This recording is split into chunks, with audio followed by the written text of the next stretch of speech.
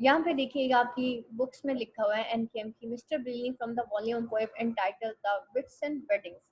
In his poem, Mr. Blinny Larkin introduces an individual who becomes an embodiment of alienation and estrangement. A person become a victim in modern everyday world.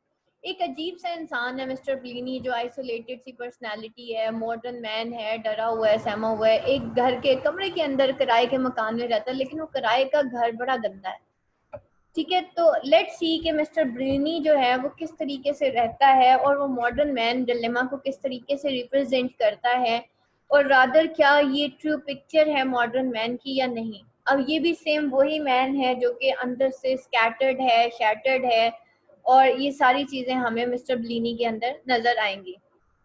The low quality The low quality of life and the lackluster routine of the new age is depicted at its best in Mr. Bleany. ये जो low quality है of life, यानी कि हम लोगों की जो low quality है, हम जो मॉडर्न मैन हैं, हम लोगों की जो लाइफ है वो बड़ी स्कैटर्ड है. हम लोग बहुत कैजुअली लीव करते हैं, हम लोगों की कोई मैनेज लाइफ नहीं है. मतलब एक ही दफा में हमने कई चीजों में टांगे फंसाई हुई होती हैं, सींग फंसा लेते हैं. एक वक्त में हम एक काम नहीं करते, हम फोकस्ड होके काम नहीं करते. दैट्स वाई हम लोग जो हैं, देखें बेटा, एक दुनिया है ना, अल्लाह ने उसका एक सूरज बनाया. इतनी बड़ी दुनिया को रोशन करने के लिए ज्यादा सूरज चाहिए थे. अल्लाह ताला ने एक सूरज बनाया. उस एक सूरज में, उस हॉट बॉल के अंदर अल्लाह ने गर्मी भी रख दी, अल्लाह ने रोशनी भी रख दी. ठीक है, और वो एक सोर्स ऑफ लाइफ बना.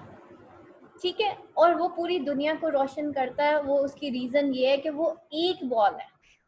अगर आप एक कमरे के अंदर हर कोने के अंदर डिफरेंट कैंडल्स रख देंगे तो वो कमरा उस तरह से रोशन नहीं होगा जब तक कि आप एक बल्ब जो है वो छत पे नहीं लगा देते या उसकी वॉल पे नहीं लगाते जितना रोशन वो बल्ब करता है. बल्ब क्या होता है?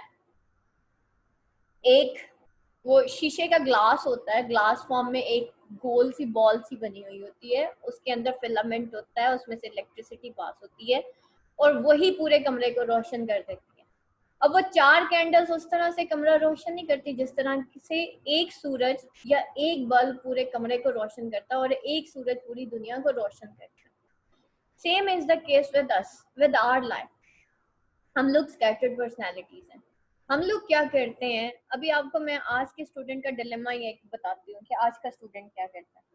उसने बीएड भी करना है, उसने एमएड भी करना है, उसने एमए इंग्लिश भी करना है, उसने बीएस भी करना है, उसने पता नहीं क्या क्या करना है. एट अ टाइम तीन तीन चार चार पांच पांच डिग्रीज, और that is just degree for the sake of degree. और बेचारे परेशान हुए होते हैं, स्टूडेंट्स परेशान हुए होते हैं कि मैम अब हम क्या क्या करें.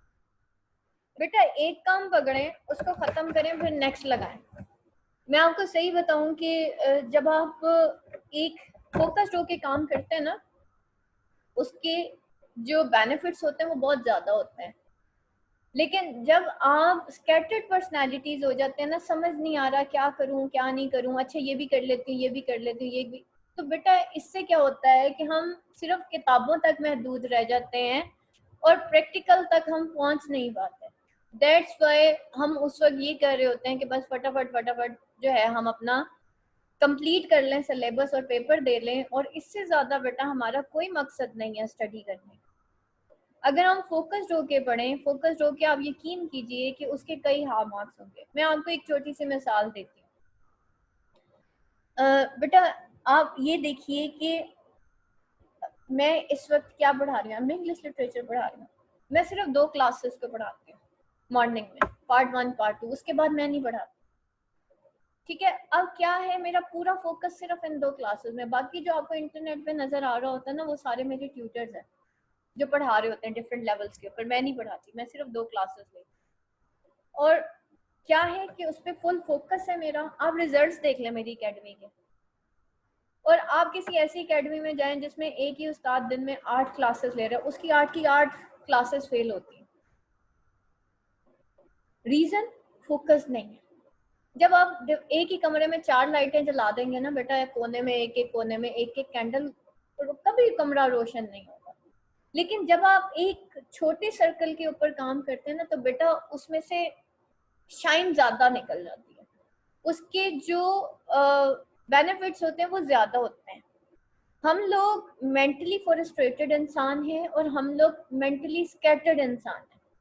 दैट्स वाई हमें समझ नहीं आ रहा होता, इवन हमें ये नहीं पता कि अपनी अलमारियां कैसे सही करनी है। आपको मैं एक और चीज बताऊं, जो इंसान अंदर से वो होता है ना, मतलब हार्मोनाइज्ड होता है, उसके इर्द गिर्द की चीजें भी सिमटी हुई होती हैं। उसकी अलमारियां बड़ी प्रॉपर होंगी, उसके कपड़े बड़े प्रॉपर हैंग हुए होंगे, वो जूते भी रखेगा तो प्रॉपर सीधे रखेगा। वो एक्चुअली उसकी पर्सनैलिटी डोमिनेट हो रही होती। सफाई निस्फ़ ईमान है ना, तो उसकी हर चीज बड़ी ऑर्गेनाइज्ड होती, क्योंकि उसकी जो पर्सनैलिटी है that is the organized one. उसकी किताबें अपनी जगह, कपड़े अपनी जगह, जूते अपनी जगह, ठीक है।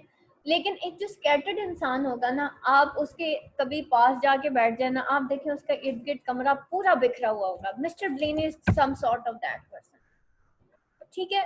आपकी जो पर्सनैलिटी होती है ना, आपके इर्द गिर्द के माहौल से रिफ्लेक्ट हो रही होती है। मुझे एक दफा मेरी एक सीनियर ने कहा कि जो होती है ना सलीका मंद खातून होती है, वो जहां से गुजरती है ना, वहां से वो चीजें समेटती ही चली जाती है। और एक जो स्कैटर्ड पर्सनालिटी खातून होती है, वो जहां जाती है चीजें बिखेरती चली जाती है, उसके काम बिखरते चले जाते हैं। Now see inside your own self. और आज मैंने अपनी तरफ देखना है कि मेरी पर्सनालिटी कैसी है। कहीं मेरे इर्द गिर्द की चीजें तो बिखरी हुई नहीं होती? क्या मेरे इर्द गिर्द एक मैं हार्मोनाइज वे में जी रही हूँ? क्या मेरी पर्सनैलिटी स्कैटर्ड तो नहीं है? Actually we always point towards the other people. वो गंदी है, मैं उसके घर गई, अलमारियां बिखरी हुई थी, उसको तो पता ही नहीं है कि किस तरह से जीना है। हमारी उंगली हमेशा औरों पे रहती है, उसके बच्चे, उसका शौहर, उसका घर, उसका ये, उसका वो। लेकिन इनफैक्ट जो मुझे उसके अंदर गलतियां नजर आ रही होती हैं, वो मेरे अंदर होती हैं, तो मुझे उसके अंदर नजर आती है, ठीक है। जो मेरे अंदर होगा मुझे वही दूसरों के अंदर नजर आएगा, नहीं तो नहीं आएगा, ठीक है। तो that is the thing, that is the dilemma of modern man, कि वो क्योंकि फ्रस्ट्रेटेड है, उसको समझ नहीं आ रही तो कि जीना कैसे है। तो उसकी हर चीज जो है वो कहने को वो पढ़ा लिखा इंसान है, लेकिन हमारे घर की सफाइयां जो है हमारी बेचारी मेड्स को करनी पड़ती हैं। कहने को हम पढ़े लिखे इंसान हैं, सोफिस्टिकेटेड लोग हैं, गाड़ी में हमने आइसक्रीम खानी है तो हमने जो उसका ग्लास है वो उठा के बाहर फेंक देना है।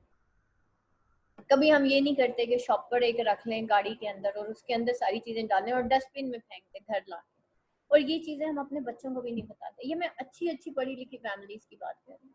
और अच्छी अच्छी पढ़ी लिखी फैमिलीज के बच्चे बड़े बदतमीज होते हैं। क्या फायदा हुआ ऐसी एजुकेशन का कि पेरेंट्स तो पढ़े लिखे हैं, बच्चे बहुत बदतमीज हैं। The reason parents are the scattered personality. That's why they never ever groom their children. वो ये सोच देते हैं, कह देते हैं कि आजकल के तो जी बच्चे ही ऐसे हैं, ये कह के अपनी जान छुड़ा लेना, that is not the thing के जी मैंने अपनी जान छुड़ा ली। नहीं, आपका कसूर है, मेरा कसूर है अगर मेरा बच्चा बिगड़ा हुआ है, ठीक है। तो हम लोगों ने डिफरेंट किस्म के जो है वो जिसे कहना चाहिए एक हम खुद से जो है सफाइयाँ पेश करना शुरू कर देते हैं। गलती भी हमारी होती है, सफाई भी हमें पेश करनी है। तो दैट इज द थिंग कि ये जो मॉडर्न मैन है, ये मॉडर्न मैन का डिलेमा है, जो कि यहाँ मिस्टर ब्लीनी के अंदर दिखाएगा वो कि मिस्टर ब्लीनी जो कि जॉब भी करता है, वो पढ़ा लिखा भी है, वो पैसे भी कमा रहा है, वो एक छोटे से कमरे में भी रह रहा है, लेकिन उसका कमरा बड़ा गंदा है, ठीक है। और नॉट ओनली उसका कमरा गंदा, वो कमरा गंदा होने के साथ साथ मॉडर्न मैन के बारे में दिखा रहा है, जो बाहर से तो बड़ा खूबसूरत है लेकिन अंदर से वो बड़ा गंदा है। वो कमरा जो है ना, वो होलोनेस ऑफ मैन को दिखा रहा है कि ये होलोनेस ऑफ मैन है, जिसके अंदर नॉलेज तो भरा पड़ा लेकिन स्कैटर्ड फॉर्म के अंदर। हमारे अंदर जो नॉलेज है ना बेटा, वो किसी मकसद के लिए नहीं है। That is knowledge just for the knowledge sake and that's all. We are fail in our practical life. यकीन जानिए बेटा, जिंदगी में वो बंदा कामयाब होगा जो कि प्रैक्टिकल होता है जिंदगी में। हर वो इंसान जिंदगी में फेल हो जाता है जो सिर्फ degree for the sake of degree जो है वो दुनिया के अंदर आता है। या हमारा मकसद है हमने 4 डिग्रियां ले ली, उसके बाद 5 ले ली और उसके बाद 6 कर ली, यकीन जानिए मेरे पास बहुत लोग आते हैं, उनके पास 6-6 डिग्रीज भी हैं, 4-4 डिग्रीज हैं, बट दे आर जॉबलेस। बेटा रिस्क अल्लाह ताला ने लिखा होता है, डिग्रियां नहीं देती होती। ना तो आपको पीएचडी की डिग्री, ना एमफिल की डिग्री। एमफिल पीएचडी भी आते हैं मेरे पास कि हमें जॉब दे दें, ठीक है, बट द रीजन उनके पास स्किल्स नहीं होती, इसलिए मैं उनको जॉब नहीं दे सकती। प्रैक्टिकल अप्रोच नहीं है ना, जब तक एक इंसान की प्रैक्टिकल अप्रोच नहीं होगी, मैं किस तरीके से उस इंसान को हायर कर सकती हूँ। तो डिग्रीज मैटर नहीं करती, आपकी प्रैक्टिकल अप्रोच और आपकी स्किल्स बहुत ज़्यादा मैटर करती है।